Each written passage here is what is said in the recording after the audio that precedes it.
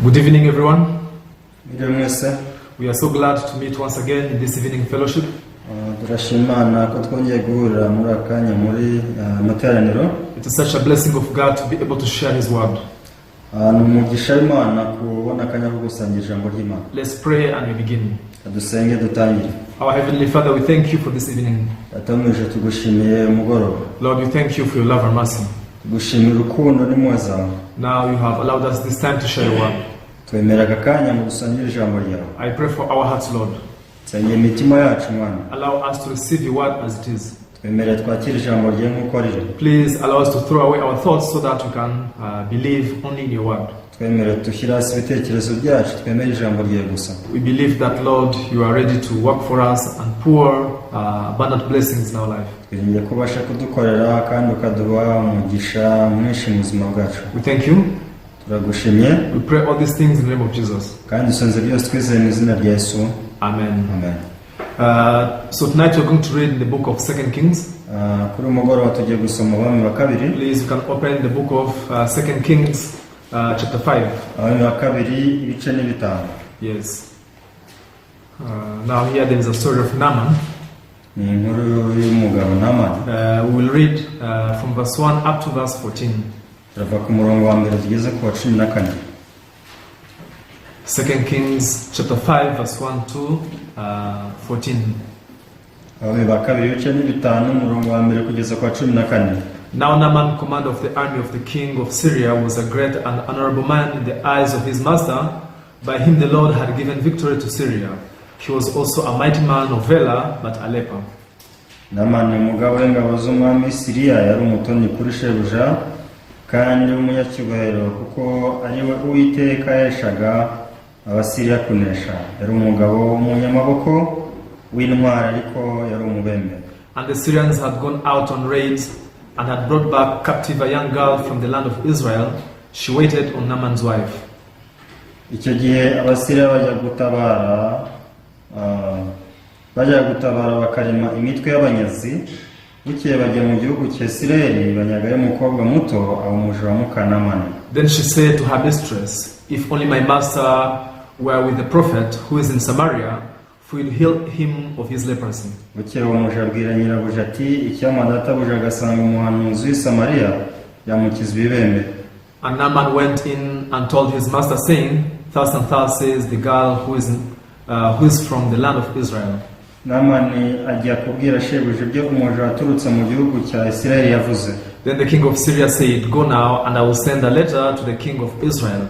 So he departed and took with him 10 talents of silver, 6,000 shekels of gold, and 10 changes of clothing. Nuko umwami Syria byumvise abwira Naaman ati haguruka ugende nanjye nandikira umwami w'Abisirayeli urwandiko. Naaman aherako aragenda ajyana italanto z'ifeza 10 n'ibice by'izahabu 6,000 n'inyambaro yo gukuranwa 10. Then he brought the letter to the king of Israel, which said, "Now be advised, when this letter comes to you, that I have sent Naaman my servant to you, that you may heal him of his leprosy." Nuko ashyira umwami w'Abisirayeli urwandiko rwanditsemo ngo nuko rero uru rwandiko nirukugeraho nkorereje umugaragu wanjye Naaman ngo umukize ibibembe. And it happened when the king of Israel read the letter that he tore his clothes and said, "Am I God to kill and make alive, that this man sends a man to me to heal him of his leprosy? Therefore please consider and see how he seeks a quarrel with me."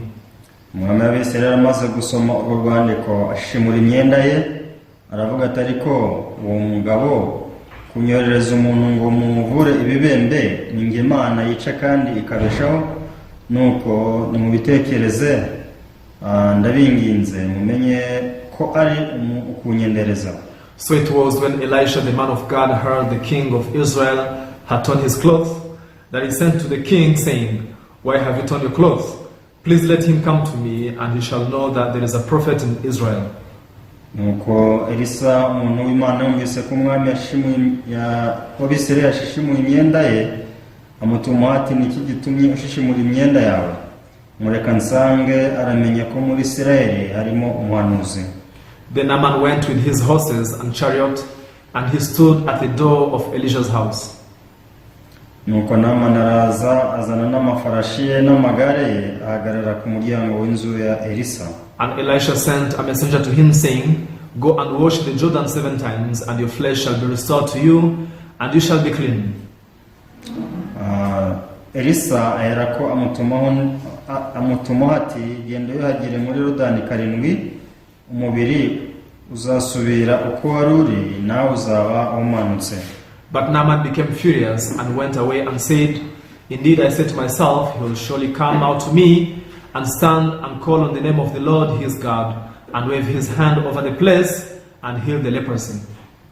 Naaman abyumvise ararakara, arivumbura ati, nahoze ngira ngo ari busohoke ahagarare atakambira izina ry'Uwiteka Imana ye, arembarembye n'intoki hejuru y'ibibembe ngo ankize. Are not the Abanah and the Pharpar, the rivers of Damascus, better than all the waters of Israel? Could I not wash in them and be clean? So he turned and went away in a rage. Mbese inzuzi z'Damasiko, Abanah na Pharpar, iziruta ubwiza amazi yose y'Isirayeli, sinabasha kwiyuhagiramo umumanuke. Nuko arahindukira arigendera arakaye. And his servants came near and spoke to him and said, My father, if the prophet had told you to do something great, would you not have done it? How much more then when he says to you, wash and be clean? Abagaragu be baramwegera baramubwira bati, data, yaba umuhanuzi yagutegetse ikintu gikomeye ngo wagikoze nkanzwe kubwira ngo yuhagire umanuke. So he went down and dipped 7 times in the Jordan, according to the saying of the man of God, and his flesh was restored like the flesh of a little child, and he was clean. Nuko aramanuka yibira muri Yorodani 7 nkuko umuntu w'Imana yari yamutegetse, uwo mwanya umubiri we uhinduka nk'umwana muto arawumanuka. Yes. So we have read this long story up to verse 14. Inkuru ndende tuyisomye kugeza ku murongo wa 14. In the beginning I was not interested in the Bible. However, as I began to read the Bible and learn this word of God, now I felt that the Bible was attracting my heart. Ariko ubwo natangiraga gusoma Bibiliya nkiga ijambo ry'Imana, numvise Bibiliya isa n'ikora ku mutima wanjye. So there are no jokes, there are no photos in the Bible, so there is nothing like interesting. Nta nkuru zisekeje ziri muri Bibiliya, nta bikinisho birimo. There is nothing interesting. Nta kintu gishikaje kirimo. However, when this word of God was entering in my heart one by one, akubwira ijambo ryatangiraga kwinjira mu mutima wanjye rimwe ku rindi. So without me knowing, I began to fall in love with the Bible. Mu buryo ntanazi natangiye gukunda Bibiliya. So and now I got to discover a very amazing world of the heart. Uko naje kumenya isi y'umutima itangaje. It is said that the Bible was written, by around like 40 different authors. Bivugwa ko Bibiliya yanditse n'abanditsi bagera kuri barenga 40. Yes, and they lived, in a different period of time. Kandi abo bantu ugasanga bagiye babaho mu bihe bitandukanye. The Bible was written, for about 1,600 years. Bibiliya bivugwa ko yanditswe mu myaka igera mu 1600. So all authors didn't know each other. Kandi abo bayanditse ntabwo bari baziranye. They lived in different places. Usanga barabayeho ahantu hatandukanye. Also they had like different kinds of occupation and jobs. Kandi bari bafite akazi gatandukanye. Some of them were kings. Bamwe bari abami. Others were physicians, doctors. Abandi bari abaganga. Others were shepherds. Abandi bari abungeri. Others were fishermen. Abandi bari abarobyi. Now we can see all these different kind of occupation the authors of the Bible had.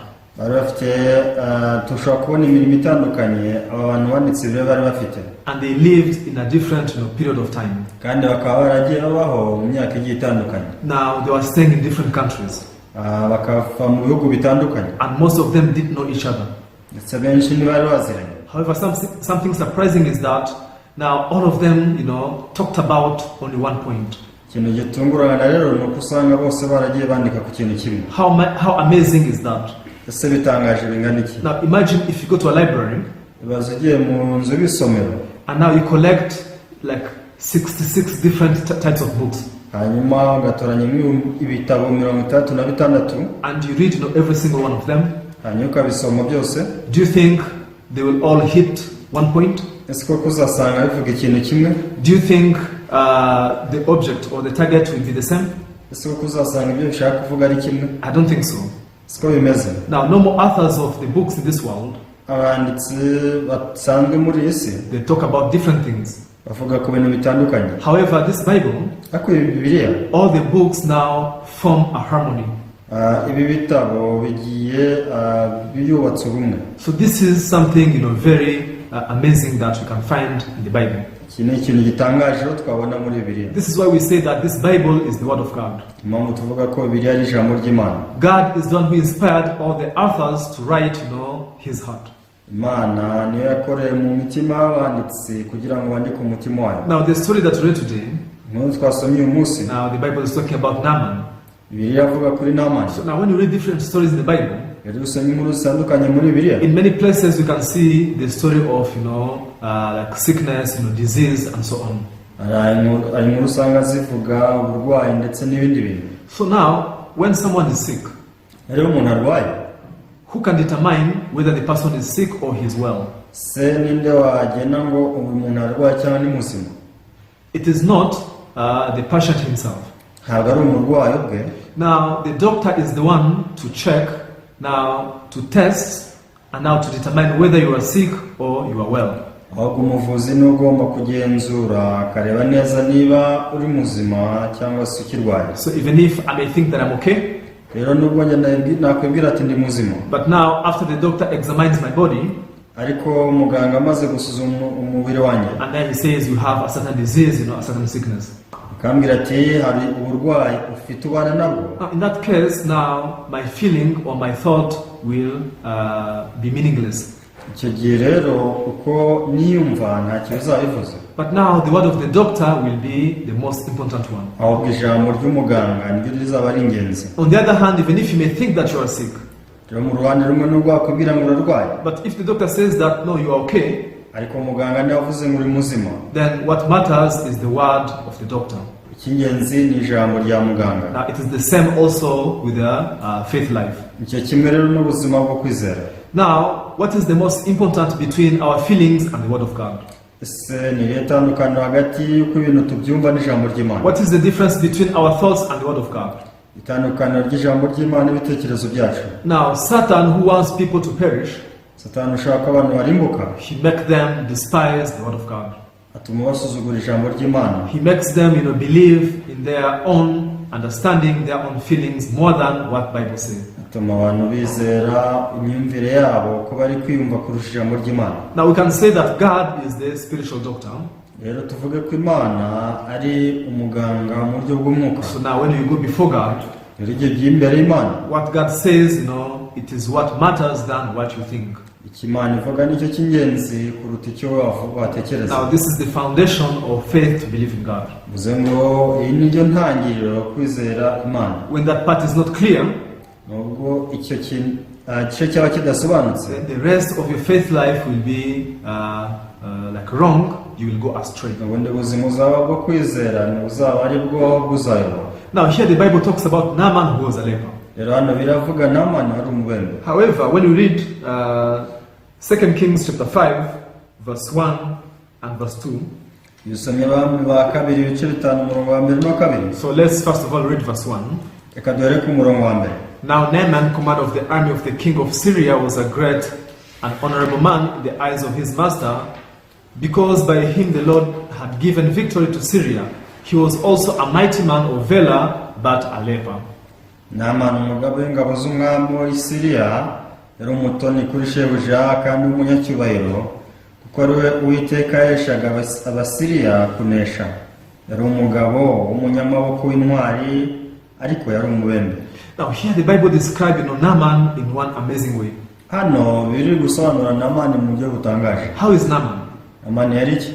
The Bible says that he was the commander of the army of the king of Syria. iravuga ngo yari umugabo w'ingabo z'i Syria, Which means he was the highest general in Syria. bivuze ngo yari umujenerali mu rwego rwo hejuru mu ngabo z'i Syria. Also the Bible says that he was great. kandi biravuga ngo yari umunyamaboko. What else? ikindi, He was honorable. yari intwari. Yeah, the Bible says he was honorable man in the eyes of his master. Yari intwari mu maso ya shebuja. He was mighty. Arakomeye. And he was a man of valor. Kandi yari umuneshi. I think there is no one who was as great as Naaman in his generation. Sinekereza ko ari umuntu wari umeze nka Naaman mu gihe cye. Now when we hear all his quality, he was surely a great and respected man. Rero twumvise ko yari ameze, yari umuntu ukomeye wo kubahwa. He was a hero that all people were praising. Yari intwari buri wese yunamiraga. However, something important here is ariko icy'ingenzi hano verse 1 ends saying that but he was a leper. nuko umurongo wa mbere usoza uvuga ngo ariko yari umubembe. Now what is his true image? Nese ishusho y'ukuri yari, although he was a great general, he was, a man of valor, now he was a great hero, but the Bible says that he was a leper. ngo ari umujenerali ukomeye umunyacyubahiro utangaje, ariko n'abandi biravuga ngo yari umubembe. Now the Bible is talking about two different kind of images. Hano biravuga ngo ibintu bibiri bitandukanye. Now this Naaman represents, you and me. Kuko uyu Naaman ashushanya njyewe nawe. Many times when we look at ourselves, inshuro nyinshi iyo twirebye we can find many great things of us. ushobora kubona ibintu bihambaye kuri twe. I'm a smart man. Ndi umunyabwenge. I'm godly. Njye nizera Imana. I was born from a Christian family. Navukiye mu muryango wa Gikristo. I always go to church. Njya ku rusengero. I give offering and tithe. Nanga amaturo n'icyacumi. I try to keep the laws and commandments. Ndageza kubahiriza amategeko n'amabwiriza. All the people have this kind of image with them. Abantu bafite ishusho nk'iyi. However, when you read the Bible closely, ariko usomye Bibiliya bitonze, when you meet the heart of God in the Bible, we n'umutima w'Imana muri Bibiliya, God says that all human beings are nothing but sinners. biravuga ngo umuntu wese nta cyari cyusibye ko ari umunyabyaha. In the book of Romans chapter 3 verse 23, Abaroma ibice 3 umurongo wa 23, there the Bible says that for all have sinned and fell short of the glory of God. biravuga ngo ko bose bakoze ibyaha ntibashyira ubwiza bw'Imana. In other words, what is your true image? God wants to tell you. Yandi magambo Imana yashaka kubwira ishusho yawe yari. Even if you think that you are a great believer, nubwo ibwira ko uri umwizera mwiza, although you think that you give much offering to the church, nubwo ibwira ngo utanga amaturo n'icyacumi ku itorero, even if you may be a choir member, nubwo waba uri muri korali, but when you stand before God, ariko uhagaze imbere y'Imana, God does not look at all of those things. Imana ibyo ntabwo ari byireba. God says, but you are a sinner.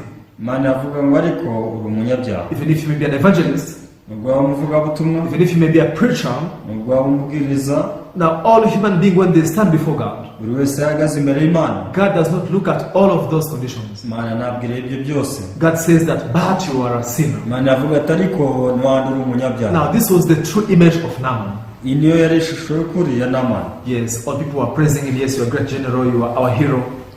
Abantu bose bamukomeraga amashyi ati rwose uri intwari, uri umuntu wambaye. Sure, you are men of valor. Ati rwose uri umuneshi. You are honorable. Uri umunyacyubahiro. However, the Bible says that, but you are a sinner. Ariko n'abandi biravuga ngo ariko yari umunyabyaha, yari umubembe. That is the image that God wants to reveal to us. Rero iyi niyo shusho Imana ishaka kuduhishurira. Now when you see Naaman now, when he was clothed in the general's clothing, rero iyo urebye Naaman ari mu myenda, he was shining. yari umuntu ushashagirana. So many medals. Yari afite imidari nyinshi. He had so many honorable grades on his clothes. Yari afite amapeti ku myenda ye. However, people they couldn't see his inner image.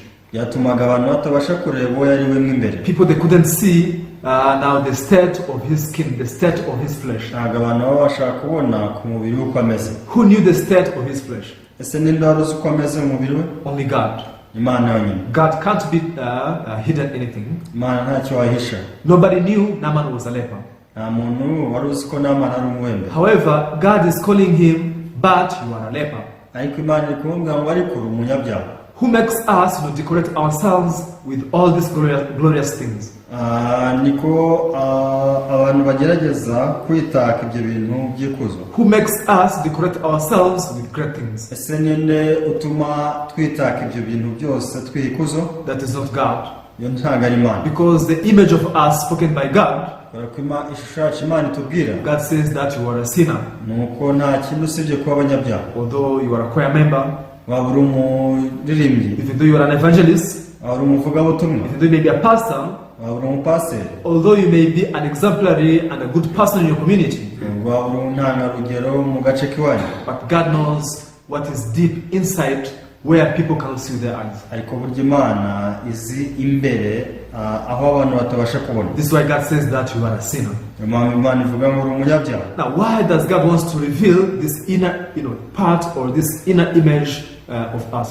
Ese kuki Imana ishaka kugaragaza icyo gice cy'imbere cyihishe? The reason is because Impamvu only when the inner part of ourselves, our true image is revealed, this is when we can receive salvation. nuko cya gice cy'imbere cyacu kiba kirahishe kigaragaye kigihabona nibwo tubona agakiza. Unless you become a sinner before God, tabaye umunyabyaha gusa imbere y'Imana, you cannot receive salvation. ntabwo wakwakira agakiza. Now, the Bible spoke about the stages, of people to meet Jesus Christ and receive salvation. Rero Bibiliya igenda ivuga inzego z'abantu batandukanye ko bashobora guhura na Yesu. Let's rush and read in the book of Leviticus chapter 4. Reka dusome igitabo cy'Abalewi ibice 4. We can read quickly. Saba twihuse. I really hope you listen very carefully. Ngiye ko mwakumva mwitonze.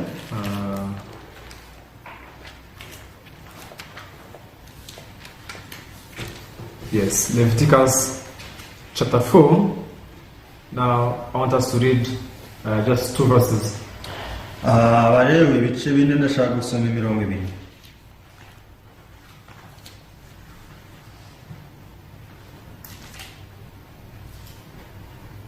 Verse 27 and 28. Umurongo 27 na 28. If any one of the common people sins unintentionally by doing something against any of the commandments of the Lord in anything which ought not to be done and is guilty. Anaravamo kandi nihagira umuboroheje ukora icyaha atakitumye cyo mu by'Uwiteka yabuzanije akagirwa n'urubanza. Verse 28. 28. Or if his sin which he has committed comes to his knowledge, then he shall bring as his offering a kid of the goat, a female without blemish, for his sin which he has committed. Icyaha yakoze ntakimenyeshwa, azana umwagazi we udafite inenge ku gitambo cyo gutambirwa icyaha yakoze. Now the Bible says that someone has committed sin. Biravuze ngo hari umuntu wakoze icyaha. But then this person, his sin has to be forgiven. Kandi uyu muntu icyaha yakoze kigomba kubabarirwa. Now when you look closely, now you can see the stages that this person has to go through. Rero utegereje neza ubona inzego umuntu agomba gucamo. Verse 28 says, or if his sin which he has committed comes to his knowledge. Umurongo 28 abanga icyaha yakoze ntakimenyeshwa. Kinyarwanda Bible is very accurate. Bibiliya Kinyarwanda ivuga neza. The Bible says icyaha yakoze ntakimenyeshwa. Bibiliya nuko ivuga Kinyarwanda. It means when he is told of his sin. Mu cyaha yakoze niba kimumenyesha. What does that mean? Bivuze iki? This person was ignorant of his sin. Uyu muntu ntiyarazi icyaha cye. However, he was told of his sin. None arakimenyeshejwe. What about before that? Ese mbere yaho? He thought he was okay. Mbere yatekereza ko ari muzima. I believe in God. Yemizera Imana. I keep the law. Ni wa amategeko. Even I can give offering. Ngiye ntanga n'amaturo. However, the Bible says that for him to be forgiven, ariko biravuze ngo kugira ngo kibabarirwe. Now, his sin has to come to his knowledge. Iki cyaha yakoze agomba kukimenyeshwa. Now, that is one of the stage before he receives salvation. Iyi niyo ntera yibanze kugira ngo akire agakiza. If he does not know his sin, if his sin does not come to his knowledge. Bivuze ngo icyaha cye natakimenyeshwa. In other words, if it does not become a sinner truly in his heart, nataba umunyabyaha by'ukuri mu mutima we, it is impossible for this man to receive salvation. Ntibishoboka ko uyu muntu rwose yakira agakiza. Now, Naaman, he went to Israel to meet the servant of God. Naaman yagiye muri Israel gura n'umugaragu w'Imana. Now, arriving in Samaria, the servant of God told him something very surprising. Ageze i Samaria, umugaragu w'Imana amubwiye ikintu gitunguranye. In the beginning, he couldn't understand. Igitangira rwose ntiyabyumvaga. Hey, you go to the river of Jordan. Ugenda ku mugezi w'i Yorodani. And dip yourself 7 times. Wibiremo rwose inshuro 7. Therefore, you will be healed. Ngo uzamanuka. Now, Naaman was not willing to go there. Naaman ntiyashaka kujyayo. Do you know why? Zimpamvu in order to dip yourself in the river, kugira ngo wibire mu ruzi, now he had to take off all of his clothes, yagomba gukuramo ibyo yari yambaye byose, which means he has to put down all of his, glorious, titles.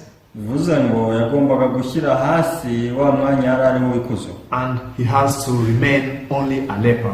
hanyuma agasigara ari umubembe gusa. Everybody who is passing by, umuntu wese washobora gucaho, now you can see, that man surely is a leper. yaravuga ati rwose wa muntu burya ni umubembe, Which means his true image has to reveal. bivuze ngo ishusho y'ukuri yagomba kugaragara. Unless his true image is revealed, ishusho y'ukuri itagaragaye, he cannot be healed of his leprosy. ntabwo ashobora gukira ibembe bye. Now Satan was working very hard in his heart. rero Satani yatangiye gukora cyane mu mutima You we. are a general. aho uri general, You are a hero. uri intwari, How can you undress yourself? ese ni gute wakwivanamo imyenda? You are a leper. uri umubembe, No one should see your leprosy. ubwo uri umubembe ariko ntawe ubona ibembe byawe. Now Satan was working very hard for him just to hide his true image. Satani ari gukora cyane kugira ngo amufashe guhisha ishusho ye. Now in this case, he can never be healed. In this case, he can never be healed. rero muri ubu buryo ntashobora gukira. In the same way also God works in our life. ni nk'uko Imana nayo ikora mu buzima bwacu. God wants us to be revealed as total sinners. Imana yashaka kuduhishura ibyaha byacu byose. Otherwise, we can never receive the salvation. mu yandi magambo rero mu bundi buryo ntabwo wakwakira agakiza. We can read one more verse in the book of Hosea chapter 7. reka dusome cyanditswe kimwe muri Hosea ibice 7. Now Hosea chapter 7 verse 1. Hosea ibice 7 umurongo wa mbere.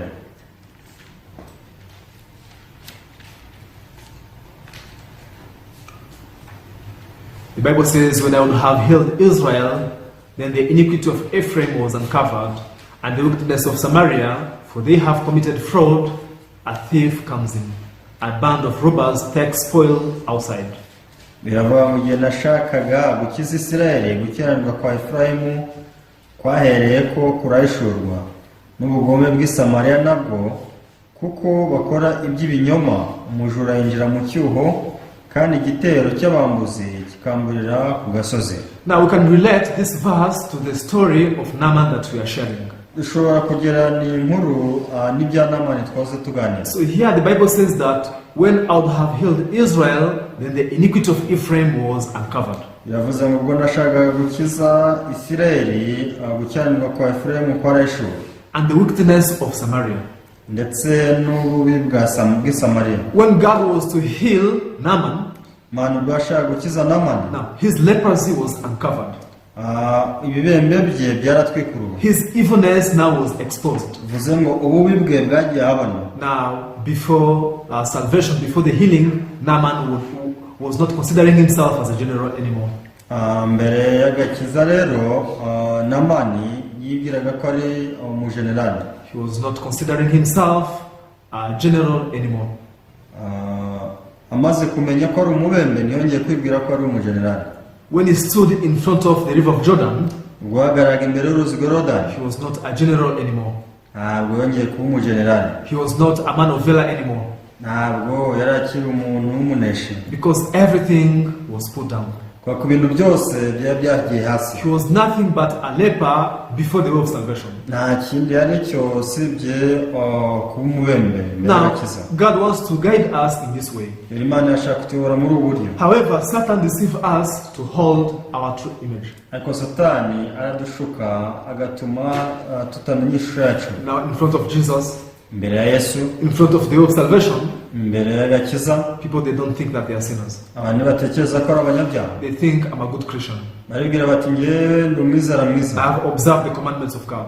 Njyewe nubashye amategeko y'Imana. You see, I have helped many people. Nafashe abantu benshi. Even I always sing, in the choir. I praise God. I worship Him. Mora nsenga ndirimba muri korali mpimbaza. All these things are the accessories that are just covering people, that are just decorating people. Ibyo ni ibintu bigerageza gutwikira abantu shabo ntigaragara. But what is their true image before God? Ako shabo y'ukuri imbere y'Imana. God says you are nothing but a sinner. Imana ava nta kindi cy'usibye umunyabyaha. When we accept the heart of God, twakiriye umutima w'Imana. when we accept the diagnosis of God, twakiriye ibimenyetso byabonywe n'Imana. this is only when we are able to meet His salvation. Iki gihe nicyo dushobora guhura n'agakiza. Now let's say you're going to the hospital. Ubu rero You're going to the hospital. Iraza ugiye kwa muganga. The doctor says now you have a disease. Hanyuma umuganga akubwira ngo ufite uburwayi. But then you say, doctor, I'm okay. Ati rwose ngiye muganga ndi muzima. My body does not hurt at all. Kumubiri wanjye ntubabara na gato. I feel strong. Rwose ndumva nkomeye. As long as you hold your thoughts.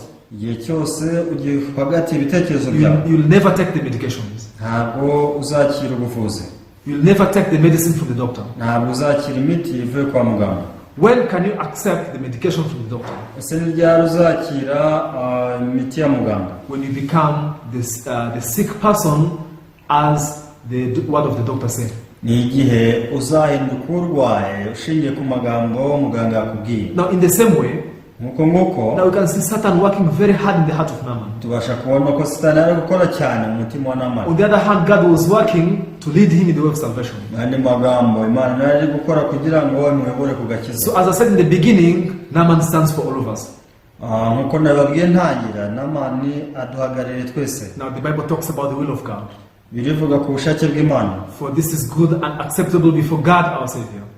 Iki ni cyo cyiza cyemerwa imbere y'Imana umukiza wacu. For he wants all people to be saved and to come to the knowledge of the truth. Ishaka abantu bose bakizwa bakamenya ukuri. Now God works very sincerely to let you be free from your sin and you receive true salvation.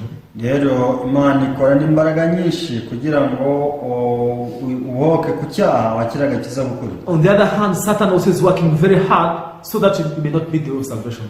Amwani magambo rero mu rundi ruhande Satani abakora cyane kugira ngo udashurwe inzira y'agakiza. And now how does he work? Because people, they are ignorant of how Satan works. Therefore, they cannot be free from the snares and the seeds of Satan. They do not accept the words of God. They do not accept his judgment. That's why they keep thinking that I'm okay, I'm fine, I'm a good Christian, I'm a good believer.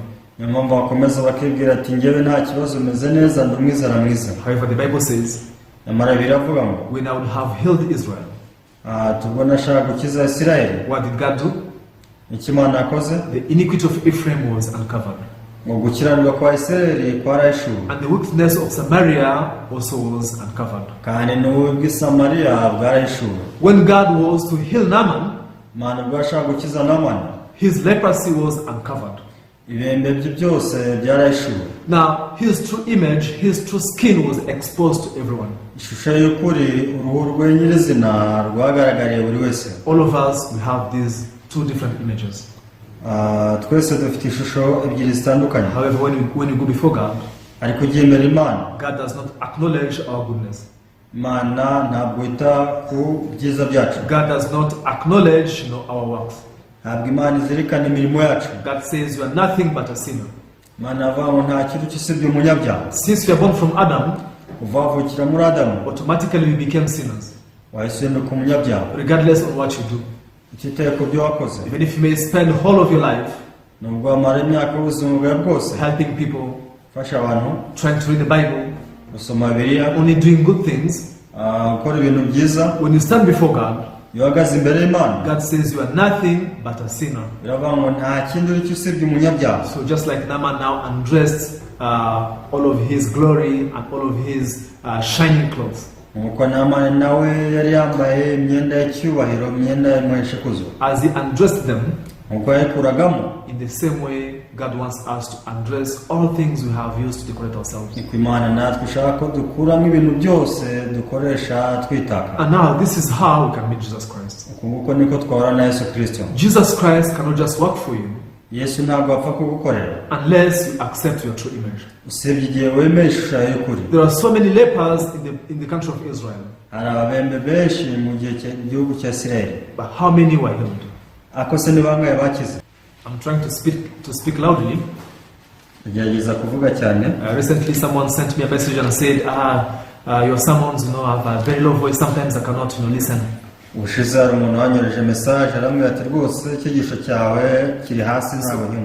whenever you preach, try to speak up. So I hope really all of you can be able to hear this voice. Let's read Luke chapter 4 verse 27. Reka dusome Luka ibice n'umurongo 27. Yes. And many lepers were in Israel in the time of Elisha the prophet, and none of them was cleansed except Naaman the Syrian. Kandi hariho ababembe benshi mu Bisirayeli mu gihe cy'umuhanuzi Elisha, nyamara ntihakizwa n'umwe muri bo keretse Naaman w'Umusiriya. Now the Bible is speaking unto us. In the time of Elisha the prophet, there are so many lepers in Israel. But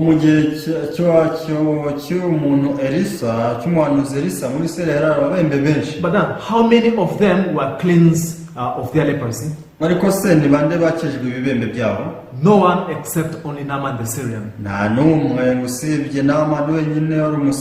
Now, Naaman to be the Syrian means he was a Gentile. This was a person who had nothing to do with the communion of God. However, only him was healed his leprosy in the time of Prophet Elijah. We can talk about our generation today.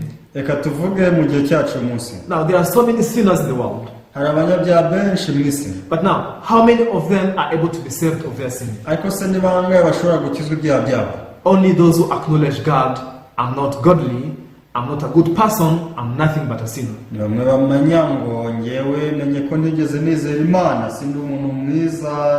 So as I said, the leprosy of Naaman was uncovered. So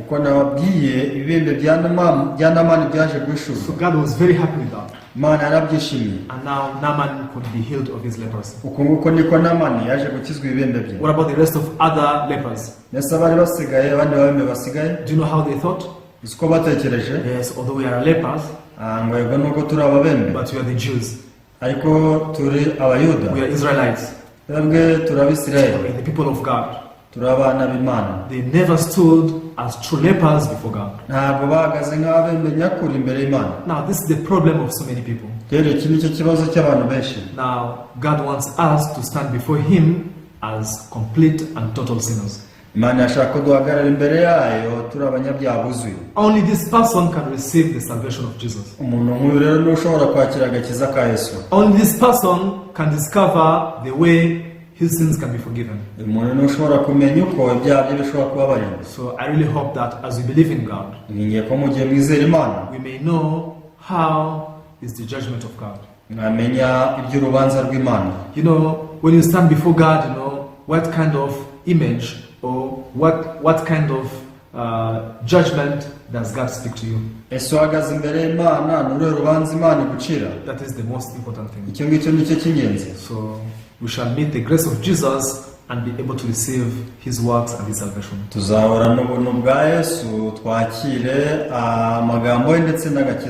What is good for us to hold our dignity?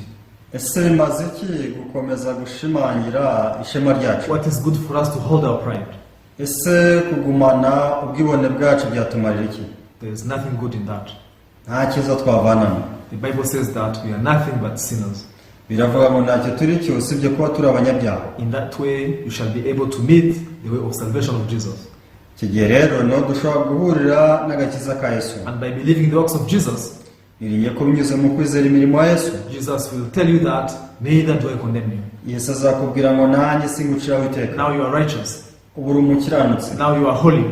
Although you may think that I'm still a sinner, but Jesus is the doctor. If He says that you are washed, you are righteous, then you need to throw away your thoughts and accept His word as it is. So tonight I'll speak up to here. Thank you very much. Let us pray and we finish. Heavenly Father, we thank you for this evening. Lord, you allowed us to share your word. The Bible says that all of us we are sinners because we are born of Adam. Lord, when we stand in this position, this is when we can meet Jesus Christ. And this is when we can receive His works and we can be washed away of our sin. Satan deceived us to hold our dignity, our pride. Satani adushuka tugakomeza ishema ryacu bwibone bwacu. But if Naaman could hold his pride, he couldn't be healed of his leprosy. Ariko Naaman yakomeza guhagarara ku bwibone bwe ntabwo yari gukira ibibembe bye. However, he threw down everything and now he stood before the Jordan River as a leper. Yafashije hasi byose ibyo byose ahagarara mu ruzi rwa Yorodani nk'umubembe. This is when, by the guidance of the word of servant of God, he could be healed of his leprosy. Uko niko byagenze binyuze mu buyobozi bw'umugaragu w'Imana yabashije gukizwa ibibembe. Lord, in the same way, after receiving the works of Jesus, uko natwe nyuma yo kwakira imirimo ya Yesu, we are cleansed and we become righteous forever. Turera tugahinduka abakiranutsi iteka ryose. Father, I pray that you allow this truth to be established in the hearts of all followers today. Ndasenga kugira ngo ukuri kubashe kujya mu mutima wa buri wese munsi. We thank you. Turagushimye. We pray all these things in the name of Jesus. Kandi dusenze byose twizeye mu izina rya Yesu. Amen. Amen. Thank you for watching. Murakoze gukurikira. I hope we meet next time. Tuzahura ubutaha.